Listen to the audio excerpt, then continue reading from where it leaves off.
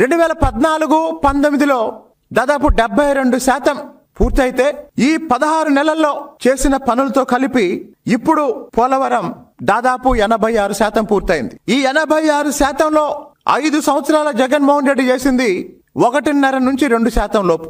అలాగే పోలవరం పునరావాసానికి సంబంధించి 1,99,000 ఎకరాలు సమీకరించాల్సి ఉండగా 86,985 ఎకరాలు సేకరించబడ్డాయి. పోలవరం నిర్వాసిత కుటుంబాల్లో 38,060 కుటుంబాలకు గాను 14,371 కుటుంబాలని ఇప్పటి వరకు పునరావాస కేంద్రాలకి తరలించడం జరిగింది.